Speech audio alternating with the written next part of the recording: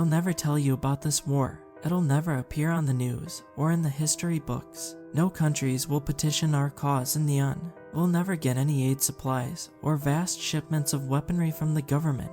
I doubt the internet will even notice my little post, but I figure it's worth a shot. At least someone out there might find it and try to do something, even if that something is coming down to pick up all the bones. Once it's over, I suppose by then you won't be able to recognize any of us. That's okay, just dump us in a pit together and make sure someone other than the government gets to inherit our stuff. I'm not trying to be tough or melodramatic, just honest. My name is Ethan Sanderson. Right now, I'm sitting around the fire with the others, shoveling down a bowl of unsweetened oatmeal and typing this while I have time. To think, my world was sane only a few hours ago. Everything normal obliterated in just over 60 awful minutes. There's no way I'll ever get back to my old job, not with the roadblocks during the day and the attacks at night. Nope, I'm here to stay, and so I figure I may as well share my story while this bout of decent self-service lasts. It all started when I was driving home from another round of night shift at the Brighton Smith Petroleum Refinery, tired, covered in grease, and ready for a hot meal before bed. The radio crackled, auto-skimming through various channels, looking for anything other than twangy country music, self-pitying pop songs, or yet another news report yammering on about how close we were getting to nuclear war with the Russians. My truck's engine rumbled with a comforting, quiet regularity, and I let myself smile in pride at that. One thing I can do, and that's get an engine running smooth as silk. As an only child, with my father dying from lung cancer when I was 15, and my mother hooked on drugs since I was 12, I'd been on my own for most of my life. Engines had been the one thing I excelled at, school being my nemesis, and after I'd fixed up an old F-150 bound for the scrap yard, I took the first oil rig job I could find and left town. I'd done well for myself, stayed away from the dealers that had wrecked my mom's life, and accumulated enough money to buy a camper, several firearms, and a little solar power setup that allowed me to travel all over the country in relative comfort. Despite never having gone to college, I considered myself successful, and if I ever found a woman who didn't mind the grease on my overalls and wasn't a total lunatic, maybe I'd settle down and have kids of my own. Whatever the case, I swore to myself I'd be a better parent than either of mine had been. No cigarettes, no meth, and no throwing chairs when I get angry. My thoughts were shattered at the sight of several white and orange plastic barricades stretched across the cracked asphalt, completely blocking my path. Behind them, two massive slate gray trucks were parked nose to nose across the roadway, just in case someone did get the bright idea. Pushing past the flimsy obstructions, 5 men dressed in similar gray uniforms and carrying shiny black rifles stood around the roadblock, with 2 more perched in the turrets of the armored trucks, manning belt-fed machine guns. I hadn't seen any signs warning me of construction, and never a road crew with armored vehicles, which made something sour twist in the pit of my stomach. As a ghetto kid from Pittsburgh, I'd learned to know when I was in a bad area, and this felt all kinds of bad. Look at Barron County, trying to be Chicago. I grunted to myself, and slowed to a stop in front of the barricades, waiting for the nearest soldier to walk up to my driver's side window. He approached, rifle at low ready, and I noted the automatic switch on its receiver. Nope, these guys weren't regular civilians out for a LARP. You need serious cash to have that kind of firepower, which meant I had to be dealing with some branch of our murky federal government. Just stay calm. You've got nothing to hide, and you've done nothing wrong. Play it cool. Hey man. I put on a friendly smile, scratching at my beard and pointing at the roadblock. Is there some kind of accident up ahead? Train derailment. From behind his dark face mask, the soldier casually threw out what must have been a predetermined lie, because I knew there was no rail line near this stretch of road. A real bad one, I'm afraid. We've been tasked with keeping civilians out of the area until it's all clear. Which way you headed? He seemed friendly enough, confident, and relaxed, though I noted the beginnings of a tattoo that poked from under his uniform sleeve. Rangers lead the way. Something prickled in the back of my mind, a low warning that had saved me from many a mugging in my younger days. These guys weren't local. They didn't have any identifying patches or marks on their vehicles, and with how nice their gear looked, they weren't here as part of some hazmat team. Besides, if they were so hell-bent on keeping people out, then why was one of the machine gunners facing the road behind them, as if waiting for someone to try and escape their ring of steel? Coleswood, I rested my elbow on the truck window and jerked a thumb back towards the way I'd come. I work at the oil refinery up the road. You guys military? The soldier chuckled and shrugged. Once upon a time, my dude, we're with the cleanup teams, providing security. Like I said, there's some bad stuff down this road. Don't want people tracking through it and getting sick. Interesting timing. I haven't even heard about any accident, and yet there's already a cordon. Never saw the government move so fast. Oh, gotcha. I played along, and eyed the rest of them for any symbols that might tell me just who I was dealing with. Well, I'll be honest, this is normally the road I take home, and it's gonna take me way out of my way to go around. You sure I couldn't just? From behind his mask, the man gave out a sympathetic sigh. Sorry man, I've got my orders. No one passes unless they're official personnel. But hey, it should be all clear in, like, a few days tops. Putting my truck into reverse, I stuck out my hand, doing my best to put them all at ease and keep the rifles pointed away from my head. Well, hey, thanks for letting me know. I'll tell the other guys at the rig, and we'll try to keep out of your hair. I appreciate it. Despite the mask over his face, I could see the ends of his grin as the soldier shook my hand, and the others relaxed, their guns staying pointed toward the ground. Like I said, we'll be gone in a few days at most. So, if anyone starts getting riled, just let him know we've got this. Sure you do. I eased backwards into a U-turn and drove until I was well out of sight of the roadblock. As soon as they left my rearview mirror, I killed the lights and drifted into the grassy berm, coming to a stop with minimal brake squeal. My trailer sat just on the outskirts of Coleswood in a small, unkempt campground that was free to the public. It should have been a short commute, but the local police had been cutting off a lot of routes lately for seemingly no reason at all. However, these upgrades at the roadblock weren't the usual sheriff's deputies. I knew a few guys in the refinery who were ex-military, and the soldier at the checkpoint had the same polite but deadly mannerisms that told me I was dealing with professionals. Whatever was going on out there, they certainly weren't cleaning up a train derailment, especially since there were no train tracks near this road. Wonder what they need to hide so badly that they hire mercs. Pulling out my phone, I checked my Maps app and scanned the spider web of small gravel roads around Coleswood for an alternate route. Some of the roads looked so small that I wondered if they would be out of commission, as was the case with many of the neglected coal mining roads in this forgotten part of the Appalachian foothills. Of course, my pickup was four-wheel drive, and if the authorities thought that the road was impassable, then maybe they wouldn't have it guarded.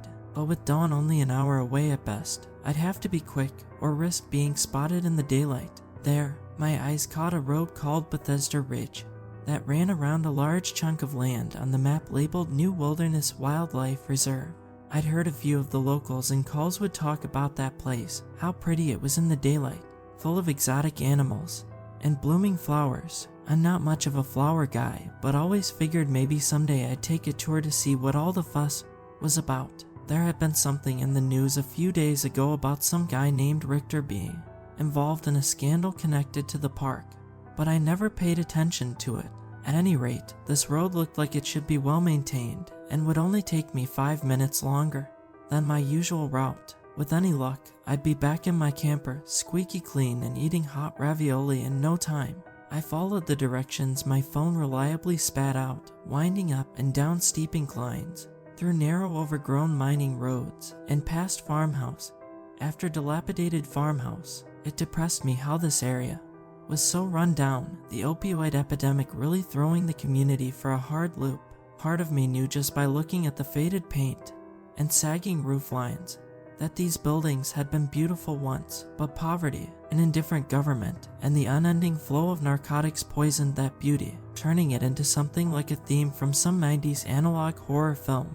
Randy, tell me you're seeing this. Swearing under my breath in surprise, I almost jumped out of my skin and stared at my shortwave walkie-talkie. We used them on the various work sites to communicate between crews, but I didn't recognize this voice. It was a young man, and he sounded scared. Yeah, I seen them. An older man's voice came through, low and rough, like he was whispering into his mic. Hold fire till they get closer. My curiosity spiked, and I slowed, still driving down the bumpy old coal road in the dark. Most people don't know, but even rudimentary shortwave radios sometimes experience a phenomenon called skip, where the right atmospheric conditions relay radio traffic from somewhere else. Sometimes traffic from different frequencies, channels, or even long distances. I'd heard messages from as far away as California before, so it didn't surprise me that I could get radio signals like this. Still, they were so clear, so loud, that whoever was talking had to be close by, within 20 miles at least.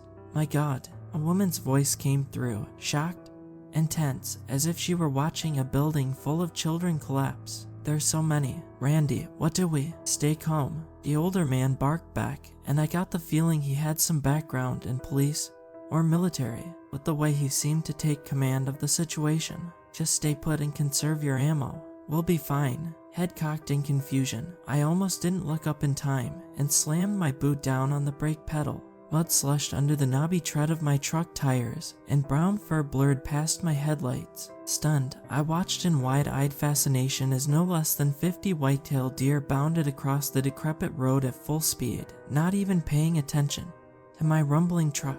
Birds darted overhead, not just owls and crows, but all manner of daytime birds as well. Pigeons, sparrows, songbirds, and even bats. Tens of thousands of bugs seeped over the dirt in dark sheets of wriggling legs, parting to allow the stampede of possums, raccoons, red foxes, and even a pack of coyotes to flee past them like a tidal wave was hot on their tails. Either stopped to attack each other, prey, and predator running together, all with their ears laid back, limbs moving at breakneck speed without a glance backward. What the? I'd never seen animals act like this, not once in all my travels across the US. Something seemed to have spooked them, something bad enough that even the insects weren't hanging around to weather the storm. Now, boom, milliseconds after the old man's voice echoed through the radio, a bright flash lit up the horizon to my left, and a huge fiery orange ball rose from behind the hills bordering the road. My truck rocked, the shockwave rippled through the ground even from this far away, and I ducked out of reflex. What the heck is going on here? My heart roared in my ear, and I pushed the accelerator to the floor, weaving through the horde of wildlife to fly down the dark road like a bat out of hell. Take the next left. The map app on my phone chirped in its neutral, pleasant female voice, and I drifted around the turn without even slowing down. Spare sockets from my tool set rolling over the floorboard around my feet. Gravel pinged against the undersides of my truck cab, and the landscape opened up around me, more grasslands than trees. Flickers of orange light filled the sky, and the radio vomited a cacophony of human voices all raging to be heard about the hiss of static and faint echoes of what sounded like gunfire. On your left. Phil, watch out. Randy, we need help on the right side. My gun's jammed. I swallowed and dodged potholes as sweat trickled down my scruffy face. Being in the oil field, nothing much scared me after working around some of the scum the companies recruited.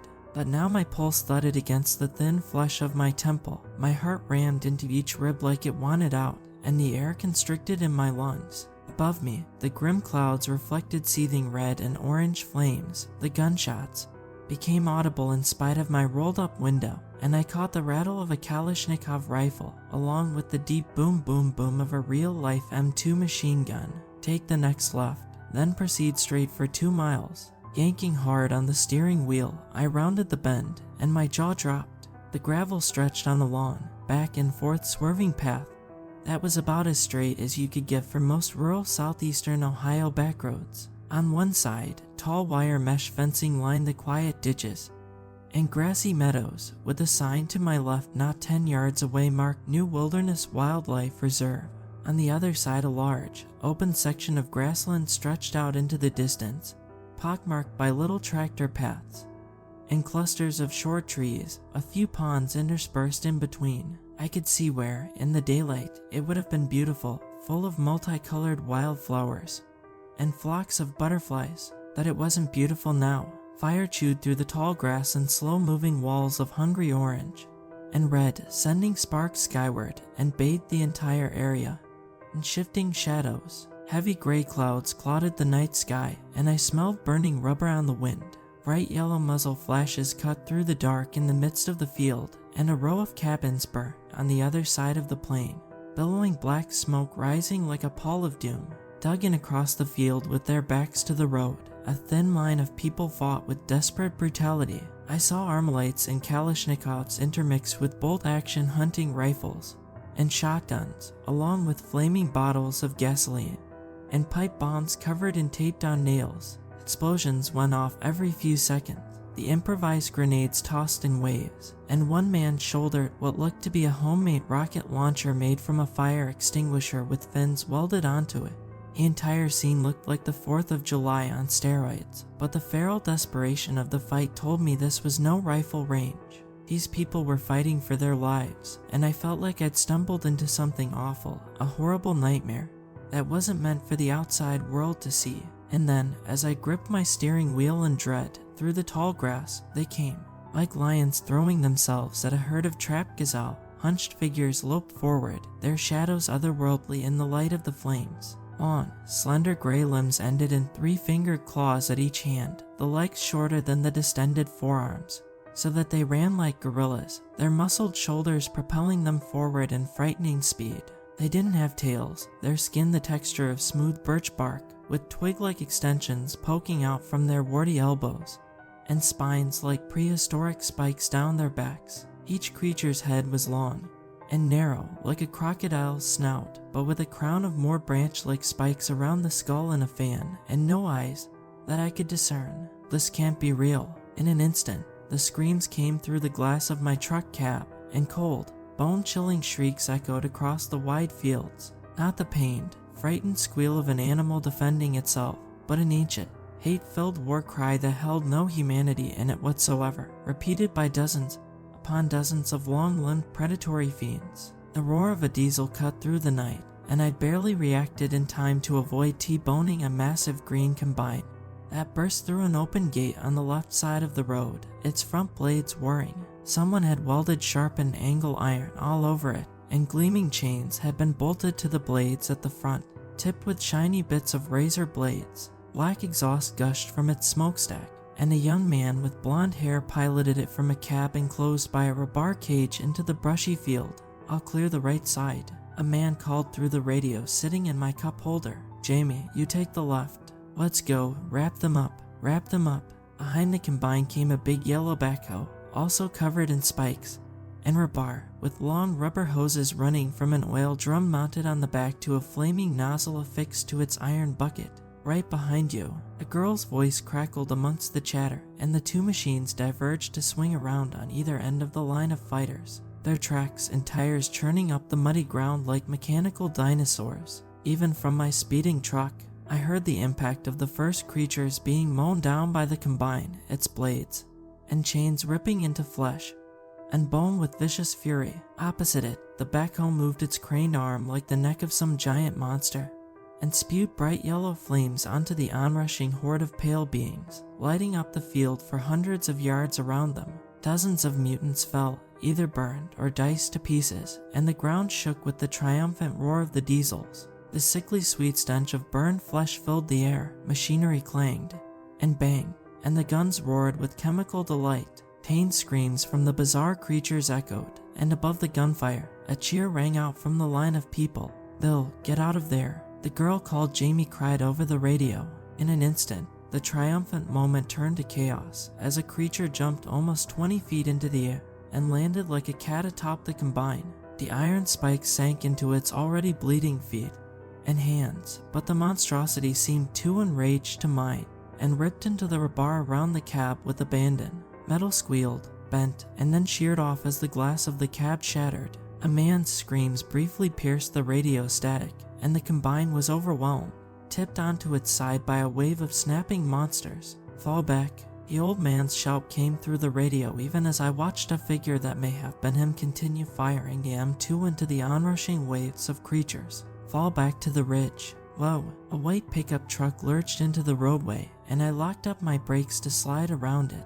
A chestnut-haired girl around my age sat at the wheel, blood running down her forehead, with a black polo shirt on. In the bed stood an old man with glasses and gray hair, gripping the handles of a .50 caliber machine gun, its barrel cherry red with heat.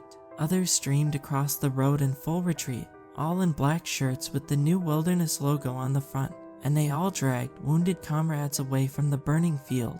My truck ground to a stop on the side of a dirt embankment not 5 feet away, stalling from the sudden downgrade in RPMs. The people in the white truck blinked at me in shock, and I stared right back, both sides seeming confused as to why the other was there. "What are you doing?" The old man astride the gun, and shouted and waved his arm at me as if I were some airplane attempting to land in the wrong airport. "Get out of here, go." Jerked back into the present by his raspy command, I scrabbled at the ignition, the stubborn motor choosing this moment to chug chug chug instead of fire. Horrid reptilian chittering clicked nearby, and I whimpered like a trapped puppy, terror seething through my mind.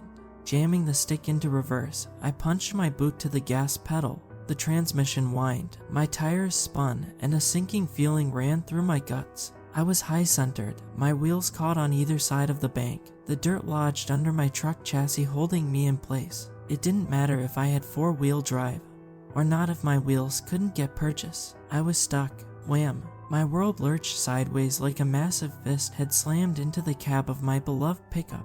Gravity inverted, the seatbelt dug into my chest, and broken bits of glass sprayed across my field of vision. Everything seemed to move in slow motion, and I watched spare sockets, an old candy bar wrapper, and my handheld radio float through the air in front of my face. Crash! Reality snapped back like a gunshot, and the mutilated Ford rolled down into the ditch on the opposite side of the gravel road. I looked down at the cab ceiling, my arms hanging suspended from my shoulders, and registered a metallic taste in my mouth.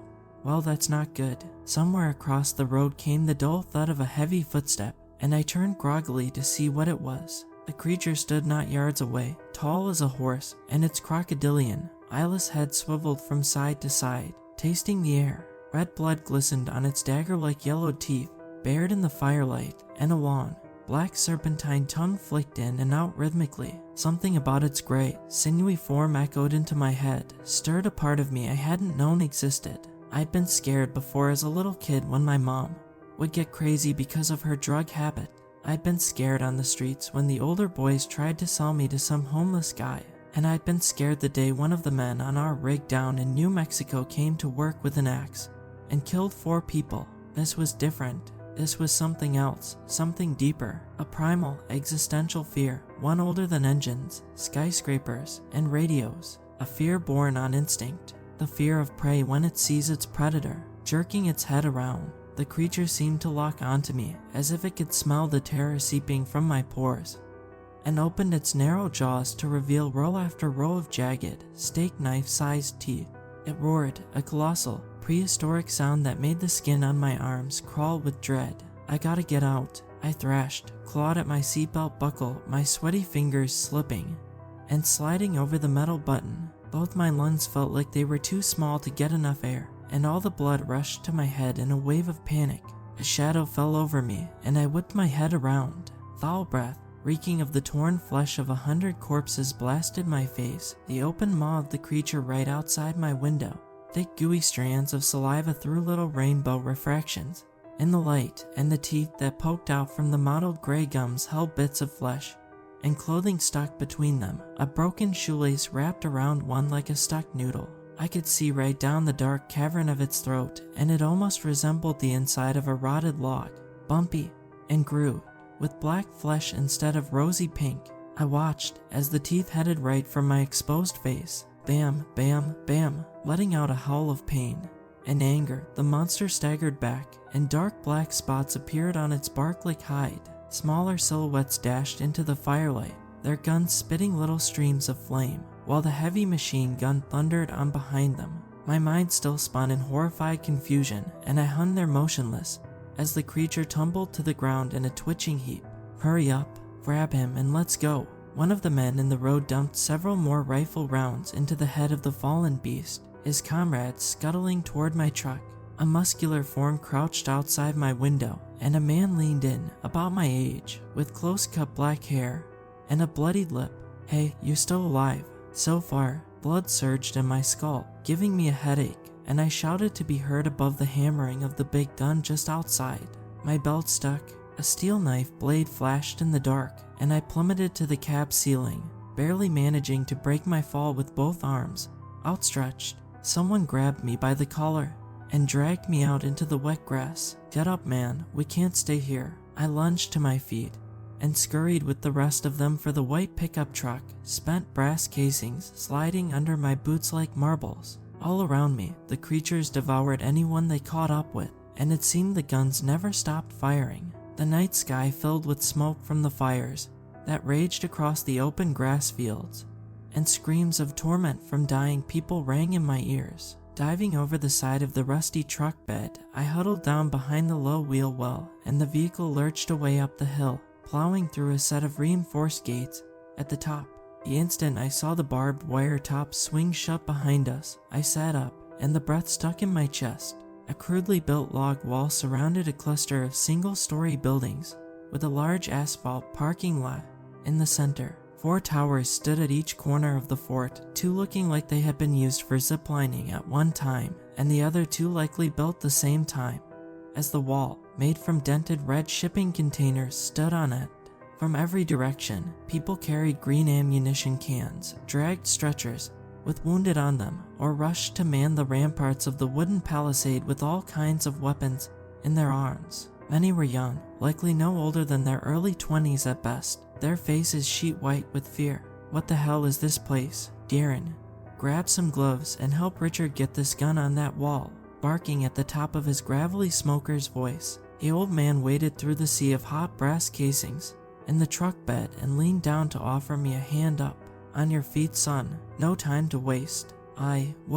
What's going? Phillies, grab some ammo and top everyone off." Oblivious to my sputtered protests, the old man jumped down from the truck bed and continued pointing people to their stations. "David, get on the radio and tell the mortar crews to start laying hate. Sean, find this guy a gun and check on Carter's men." The dark-haired guy who had pulled me from my Ford jumped down from the truck and gestured for me to follow him. "Come on, this way." Confused and terrified, I ran after him, dodging 5 girls in blood-stained clothes who ran to carry a wounded man back into a long, rectangular building to our left, with a sign marked New Wilderness Visitors Center beside the doorway. We ducked through the door, then down a narrow hallway to the left, and the man named Sean pushed open a door to what looked like a storeroom. Green ammo cans were stacked to the ceiling, with black plastic crates on the other side marked medical, and a mostly empty weapons rack bolted to the back wall. Various bits of vests, holsters, and tactical gear hung from hooks beside the ammunition, and a row of black gas masks dangled next to them. "Did a doomsday bunker explode in here? You know how to shoot." He tossed a woodland comma-patterned bandolier at me, the pouches already filled with gray steel magazines, and yanked one of the few remaining rifles from the weapons rack. Wide-eyed with shock, I blinked down at the web gear in my hands. Yeah, but what's going on?" Sean pushed the gleaming black rifle into my arms and held my gaze with wild, bloodshot eyes. "I don't have time to explain, all right? If you want to live, follow me and do exactly as I say." Thought it. Outside, the dull roar of something like a propane cannon split the air, and Sean grabbed a few more ammunition cans before he slipped past me out the door. "Come on, the mortars are up. We've got to reinforce the left flank, or the freaks will be inside the wire. Put your stuff on, man. Let's go." Running while pulling a poorly adjusted chest rig on proved to be nearly impossible, and so I slung the morass of nylon over one shoulder, gripped my rifle as we sprinted through the courtyard. We passed 2 circular sandbag pits, manned by a crew scrawny of teenagers who feverishly drop homemade rockets into a couple of green-painted steel pipes, dirt flying with every shot. Eerie roars echoed just on the other side of the wall, returned by the fighters atop the ramparts pouring lead into the beasts. Without pause, the crack of rifles blending into a never-ending wave. The stench of coppery blood and acrid gunpowder filled the air, along with pillars of black smoke from burning fuel bombs. Medics staggered around the yard, some of them girls who looked no older than 16, pressing white gauze to spurting wounds and leaning over their wounded patients to shield them from dust kicked up by the mortars. It was absolute bedlam, and all I wanted to do was find something solid to crawl under. Harder, Sean charged up a set of steps and into a log pillbox built atop the leftmost corner of the wall. Ammo, inside, a few older men with silver in their hair, and beer guts beneath their weather-worn army fatigues snatched at the ammunition cans Sean offered, empty magazines covering the floor around them. Despite their bulky physiques, I got the impression from how they moved that these men had worn those uniforms before in a different time, when they had darker hair and slimmer waistlines. Looks like a VFW meeting on cocaine. One of the men, a thinner guy with a short gray ponytail and Viking-style beard crouch, walked over to us. "Where's the 50? He shouted, the incessant bam-bam of guns enough to make my ears hurt. "Randy sent it to the front gate." Sean howled back and jerked his thumb at himself. "And I were your reinforcements." The gray-haired man pointed to his right, through the firing slit of the little fighting position. "Dawn's not far off. We just gotta hold them till then. Pick a spot and get to work." Sean scuttled to an open spot in the firing line, and I crawled up next to him, racking the charging handle of my rifle. With clammy fingertips, I flicked the safety switch off and peered down the dimly lit iron sights into the darkness. Dear God, there had to be close to 200 of them, surging over the burning field, past the fallen combine, and up the slope to the walls in fluid, deadly speed. Like ocean waves, they rolled forward, dozen upon dozens, a never-ending tide of long-limbed, reptile-faced monsters with woody skin that seemed to eat bullets. Without fear, they threw themselves at the wall, oblivious to the danger, almost immune to the pain. Driven by an insatiable urge to rip and tear, their ancient battle roars enough to chill me to the bone.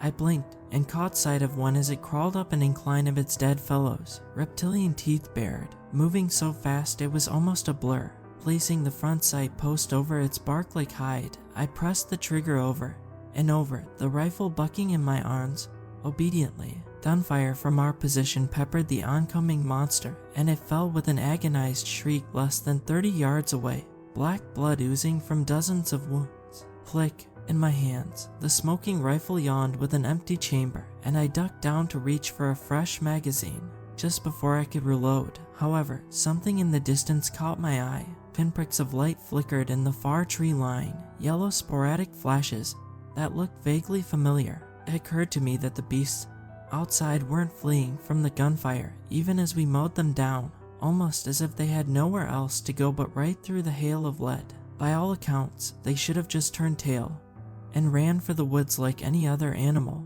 So why weren't they? Squinting hard, I focused on the lights, and something inside my brain clicked. Muzzle flashes. They were concealed just inside the cover of the dark pines, as many as 60 more guns firing into the herd of crawling nightmares. But they weren't moving in to help clear the beasts from the fort walls. Instead, they stayed where they were, turning any stray monsters that tried to escape away and sent them lumbering toward our position. They're hurting them right to us. The tree line. I slapped Sean's arm until he stopped firing and pointed to the distant gunfire. "See that? There's guys over there." Sean yanked a black handheld radio from his chest rig and clicked the talk button. "Marksmen, hit the trees." I repeat, muzzle flashes in the tree line. "Hit them hard." I pressed the trigger several times in the general direction of the flashes, emptying mag after mag in an effort to keep both the monsters and the mysterious human instigators at bay. Others on the ramparts with scoped hunting rifles seemed to be having better luck, as cries of "got one" and "I hit him" echoed from every position. One by one, the flashes started to fade out, either due to retreat or the marksmen finding their target. A soft warmth tickled my left cheek, and I turned to see the sky began to lighten, the first long ray of sunshine slipping over the dark horizon. Dawn. Cheers went up from all down the line, and with the unknown attackers in the tree line suppressed, some of the monstrous creatures turned from the tide of lead to make for the forest. Their flight started a rout, as more of the creatures followed like a flock of birds, and soon, the last of them disappeared into the trees.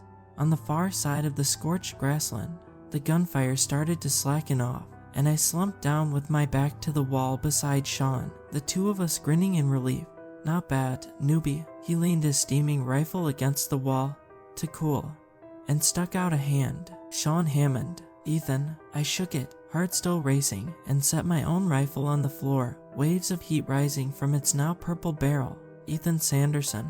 He pulled out a small flask and unscrewed the cap to offer it to me. Well, Sanderson, cheers. You didn't die. Glad to know that's a celebratory accomplishment out here. With my limbs shaking from the adrenaline wearing off, I cast back my head to gulp down some of the burning amber whiskey. What were those things? Sean climbed to his feet and gave me a hand up. Birch crawlers. They usually don't cluster into super packs that bake unless they're hunting or threatened. I figure we have Sheriff Wernall to thank for that. My eyes widened and I stared out into the gutted battlefield, trying to count the bodies and failing miserably. Wernall, our Wernall.